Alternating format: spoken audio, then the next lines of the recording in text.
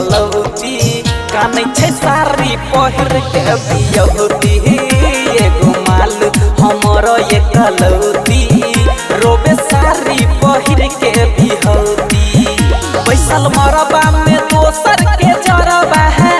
ऐसन दिनवा न देख हम पौती हमर माल हमर जान हमर माल एगो एकलौती कानै छै सारी पहिर के बियौती एगो माल हमर एकलौती रोबे सारी पहिर के बियौती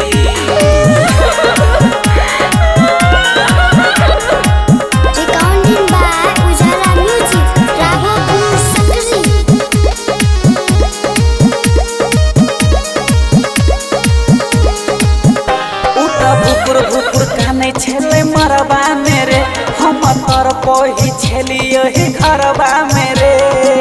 घुरियो तकल कोई नहीं अरबा के रे कबो घुरो के ताकै नहीं छै अरबा के रे भुकुर भुकुर खाने मरबा मेरे हम तर पछी घरबा मेरे घुरो के ताकै नहीं छै अरबा के रे कबो घुरो के ताकै नहीं छै अरबा के रे सोचहु के मौका नहीं देलक है जेना लागल छलै थथौती हमर माल हमर जान हमर माल एगो एकलौती रोबे सारी पहिर के बियौती एगो माल हमर एकलौती रोबे सारी पहिर के बियौती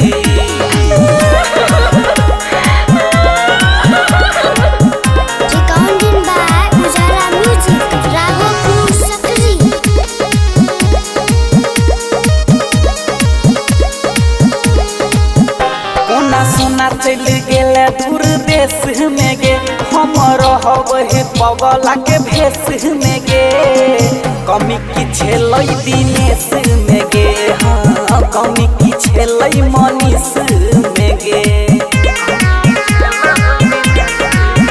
कोना सोना चल गेले दूर देश में गे हम रहब हे पगला के भेष में गे कमी की छलै दिनेश में गे हाँ कमी की छलै मनीष में गे राइटर चंदन किशन के प्यार में करे छलही बहुत कटौती हमर माल हमर जान हमर माल एगो एकलौती रोबे सारी पहिर के बियौती एगो माल हमर एक